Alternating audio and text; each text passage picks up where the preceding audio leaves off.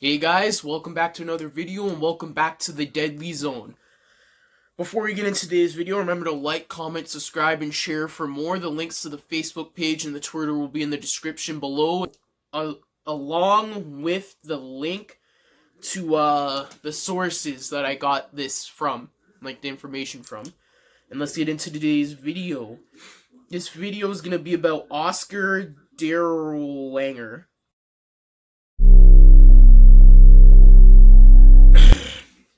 So, he was born, I'll just call him Oskar. Oskar was born September 26, 1895 and died June 1945.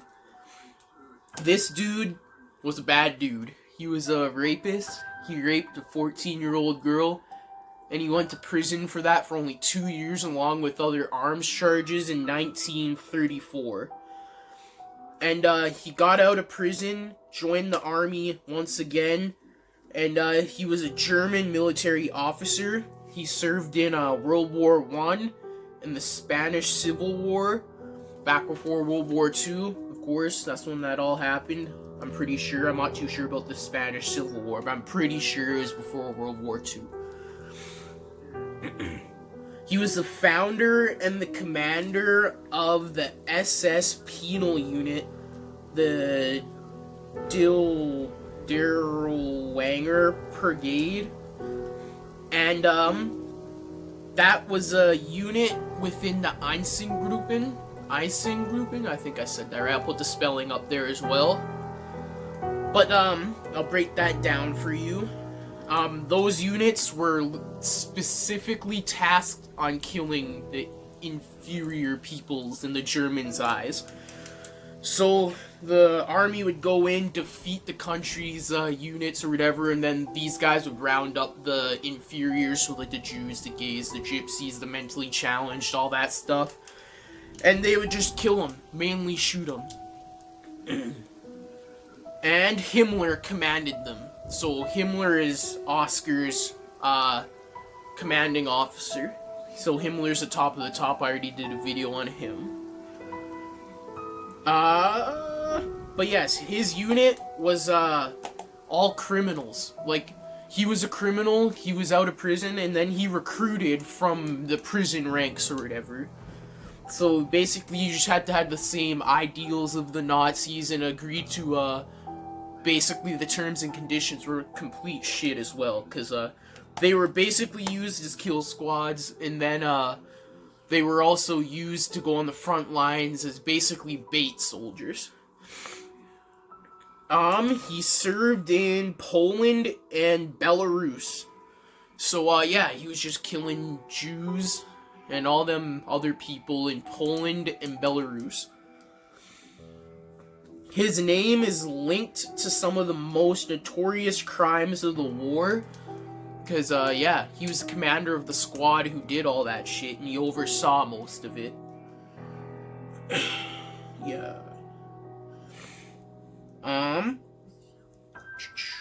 So police reports before the war described him as a mentally unstable, violent fanatic and an alcoholic who flew into violent fits while on drugs. That's how the police described him before the war.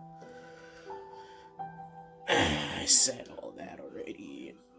Yeah, I said he was a rapist and convicted of illegal arms. I'm pretty sure I did, but I just said it again.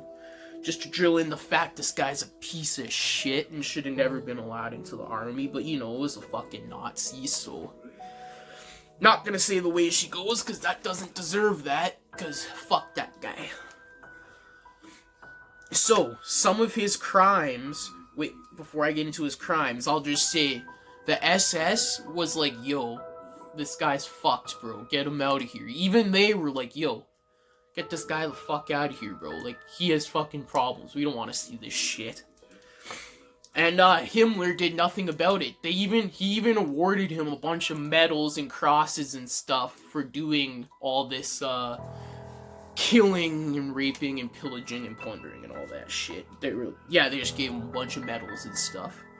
So, some of his crimes, only some of them, because I don't know all of them, I didn't want to read all of them, but only some of them. He was known to fill barns with people, like the whole populace of the town he was gonna go kill or whatever. He would get all of them into barns, set the barns on fire when they're all alive, and whoever escaped, he would mow them down with machine guns. And that was his preferred way of doing things, because I guess it was quicker. He would march civilians over minefields to clear them before the soldiers would walk through them.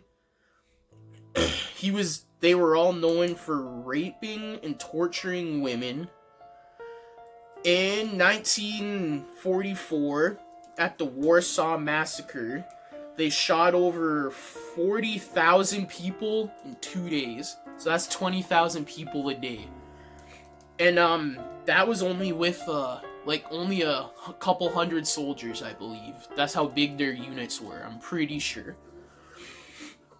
That's how big his unit was, I'm not too sure, but that's my guess. And think about that. That's only about a couple hundred psychopaths. People who were locked up in prison for, like, murder and rape and all that shit. But, yes, so I said that. He burned down 3 hospitals with the patients still inside. They gang raped the nurses, whipped them, and hung them naked next to the doctors when they were done. They did the same thing on the way to this place called Old Town. The age or the sex of the person didn't matter. They still raped and killed them all. And, they would set nursing stations on fires with flamethrowers full of the wounded people.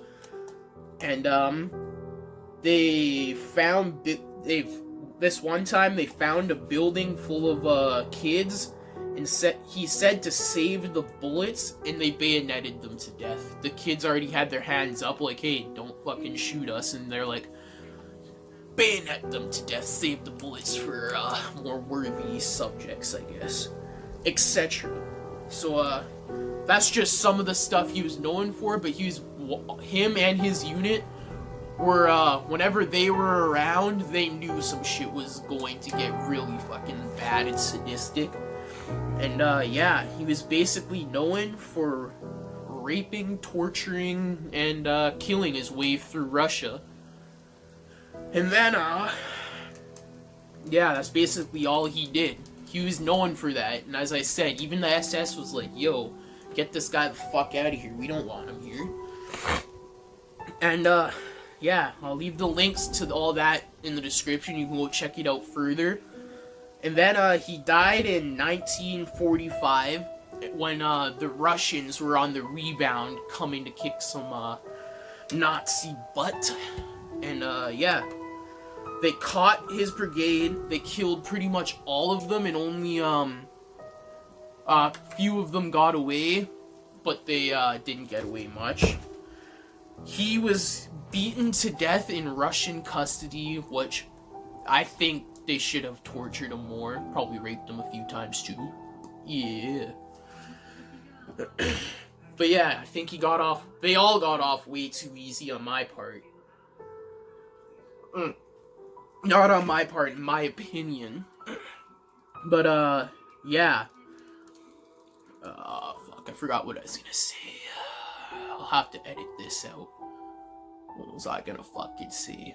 Oh, yeah, but, before they got caught, like, they had to go fight the Russians, and they weren't very good at it, because they weren't trained. They were literally just killing unarmed civilians up until that point. And their body count for civilians was literally, like, probably in the millions from the numbers I heard. Because, 20,000 people in 2 days, and then another further 30,000 people. That's already like 100,000 people. And that's probably in like a week's work. Probably less. But yeah, that is Oskar Dirlewanger. He's a fucking wanger. He's a wanker. I'm not even British, but he's a fucking wanker. But, yeah.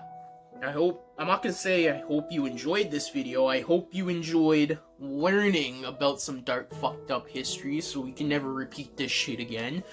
And this is why we shouldn't be tearing shit down so we don't forget. And, yeah. Like, comment, subscribe, and share for more. Once again, the links to the sources will be in the description below. Same with the Facebook page and the Twitter. Till next time in the Deadly Zone, stay deadly, buds.